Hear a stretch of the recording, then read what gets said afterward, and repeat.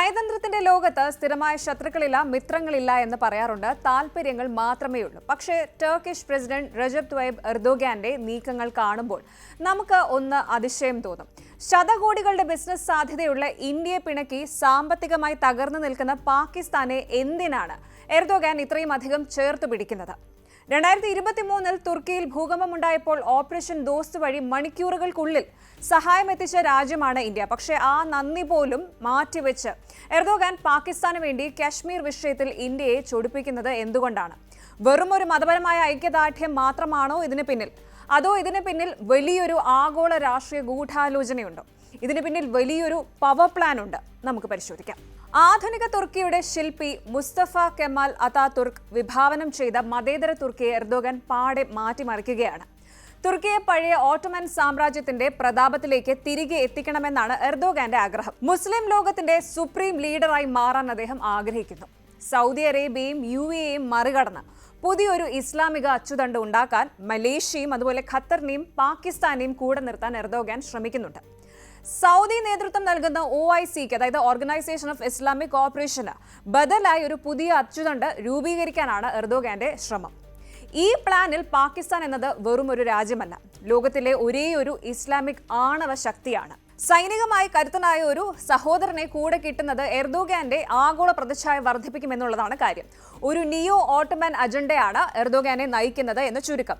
മുസ്ലിം ലോകത്തെ നേതൃസ്ഥാനത്തിനായി Saudi അറേബ്യയോടും United Arab എമിറേറ്റ്സിനോടും മത്സരിക്കുന്ന തുർക്കിക്ക് പാകിസ്ഥാൻ ഒരു സുപ്രധാന കരുവാകുന്നു. ഇനി ഇന്ത്യയെ സംബന്ധിച്ച് ഏറ്റവും വലിയ ആശങ്ക തുർക്കിയുടെ പ്രതിരോധ സഹായമാണ്. അതായത് വെറും വാക്കുകളിൽ മാത്രമല്ല, ആയുധങ്ങളും എർദോഗാൻ പാകിസ്ഥാന് നൽകുന്നുണ്ട്. യുക്രൈൻ യുദ്ധത്തിൽ ചർച്ചാ വിഷയമായിരുന്ന ബേരക്തർ ഡ്രോണുകൾ ഇന്ന് പാക് സൈന്യത്തിന്റെ കയ്യിലുണ്ട്. അടുത്തിടെ നടന്ന ഓപ്പറേഷൻ സിന്ദൂർ പോലുള്ള സാഹചര്യങ്ങളിൽ ഈ തുർക്കിഷ് ഡ്രോണുകളുടെ സാന്നിധ്യം ഇന്ത്യൻ പ്രതിരോധ മന്ത്രാലയത്തെ പോലും ഗൗരവകരമായി ചിന്തിപ്പിച്ചിരിക്കുകയാണ്. അതായത് യുക്രൈൻ യുദ്ധത്തിൽ തരംഗമായ ബേരക്തർ ഡ്രോണുകളും അത്യാധുനിക യുദ്ധ കപ്പലുകളും തുർക്കി പാകിസ്ഥാന് നൽകുകയാണ്.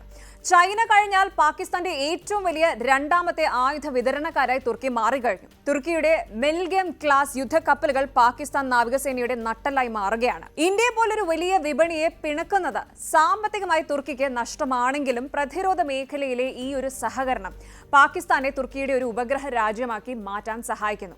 ഉറപ്പായും ഇത് ഇന്ത്യയുടെ അതിർത്തി സുരക്ഷയ്ക്ക് വലിയ വെല്ലുവിളിയാണ് ഉയർത്തുന്നത്. ഇതിന് പകരമായി ഐക്യരാഷ്ട്രസഭയിൽ കശ്മീർ വിഷയത്തിൽ പാകിസ്ഥാന് വേണ്ടി ഉറക്കെ സംസാരിക്കാനും തുർക്കി തയ്യാറാകുന്നുണ്ട്. അന്താരാഷ്ട്ര വേദികളിൽ ഇന്ത്യയെ ഏറ്റവും കൂടുതൽ ചൊടിപ്പിക്കുന്നത് കശ്മീർ വിഷയത്തിലുള്ള തുർക്കിയുടെ ഇടപെടൽ തന്നെയാണ്. UN-ൽ പാകിസ്ഥാന് വേണ്ടി തൊണ്ട പൊട്ടിക്കുന്ന തുർക്കിക്ക് പകരമായി ലഭിക്കുന്നത് സൈപ്രസ് വിഷയത്തിലുള്ള പാകിസ്ഥാന്റെ പിന്തുണയാണ്. അതായത് തുർക്കി പാകിസ്ഥാന് വേണ്ടി കശ്മീർ എന്ന് പറയുമ്പോൾ തിരിച്ച് പാകിസ്ഥാന് വേണ്ടി തുർക്കി സൈപ്രസ് എന്ന് പറയുന്നു. അങ്ങനെയും ഒരു ഡീലുണ്ട് ഇവിടെ. പക്ഷേ ഇന്ത്യ ഇതെല്ലാം കണ്ട് കൈയും കെട്ടി നോക്കിയിരിക്കുകയല്ല. ശത്രുവിന്റെ ശത്രു മിത്രം എന്ന തന്ത്രമാണ് ഇന്ത്യ ഇപ്പോൾ പയറ്റുന്നത്. തുർക്കിയുടെ ശത്രുക്കളായ ഗ്രീസ്, അർമേനിയ, സൈപ്രസ് എന്നീ രാജ്യങ്ങളുമായി ഇന്ത്യ ഇപ്പോൾ വലിയ അടുപ്പത്തിലാണ്. അർമേനിയയ്ക്ക് ഇന്ത്യ ആയുധങ്ങൾ നൽകുന്നു. ഗ്രീസുമായി ചേർന്ന് സംയുക്ത സൈനിക അഭ്യാസങ്ങൾ നടത്തുന്നു. ഇത് തുർക്കിയുടെ മെഡിറ്ററേനിയൻ സ്വപ്നങ്ങൾക്ക് വലിയ തിരിച്ചടിയാണ് നൽകുന്നത്. ഇന്ത്യയെ തൊട്ടാൽ തിരിച്ചടി ഉറപ്പാണെന്ന സന്ദേശമാണ് ഇതിലൂടെ മോദി സർക്കാർ നൽകുന്നത്. എന്നാൽ ഈ കളിയിൽ തുർക്കി വലിയ വിലയാണ് നൽകുന്നത്. ലോകത്തിലെ ഏറ്റവും വലിയ 5ാമത്തെ സമ്പദ് വ്യവസ്ഥയായ ഇന്ത്യയെ ശത്രുപക്ഷത്ത് നിർത്തുന്നത് തുർക്കിയുടെ സാമ്പത്തിക ഭാവിയെ ദോഷകരമായി ബാധിക്കും. ഇന്ത്യയുമായുള്ള വ്യാപാരം കുറയുന്നത് തുർക്കിയുടെ തകർന്നുകൊണ്ടിരിക്കുന്ന സമ്പദ് വ്യവസ്ഥയ്ക്ക് വലിയ തിരിച്ചടിയാകും. പക്ഷേ എർദോഗാന് തങ്ങളുടെ സാമ്പത്തിക ലാഭത്തെക്കാൾ വലുത് തന്റെ രാഷ്ട്രീയ നിലനിൽപ്പാണ്. തുർക്കിയിലെ യാഥാസ്ഥിതിക വോട്ടർമാരുടെ ഇടയിൽ താനൊരു മുസ്ലിം ഹീറോ ആണെന്ന് വരുത്തി തീർക്കാൻ പാകിസ്ഥാൻ അനുകൂല നിലപാടുകൾ അദ്ദേഹത്തിന് ആവശ്യമാണ്. പക്ഷേ ലോകത്തിലെ 5ാമത്തെ വലിയ സമ്പദ് വ്യവസ്ഥയായ ഇന്ത്യയെ പിണക്കുന്നത് ഭാവിയിൽ തുർക്കിയെ അന്താരാഷ്ട്ര തലത്തിൽ ഒറ്റപ്പെടുത്തിയേക്കാം. ചുരുക്കത്തിൽ പറഞ്ഞാൽ എർദോഗാന്റെ പാകിസ്ഥാൻ പ്രേമം ഒരു വികാരമല്ല, മറിച്ച് പക്ക ബിസിനസ്സും രാഷ്ട്രീയവുമാണ്. പക്ഷേ ഒരു തകർന്ന രാജ്യത്തിന് വേണ്ടി ഇന്ത്യയെ പോലൊരു വൻ ശക്തിയെ ശത്രുപക്ഷത്ത് നിർത്തുന്നത് തുർക്കിക്ക് ഗുണകരമാണോ? കാലം അത് തെളിയിക്കും. കൂടുതൽ വാർത്തകൾക്ക് News 18 Keralam YouTube channel subscribe ചെയ്യുക.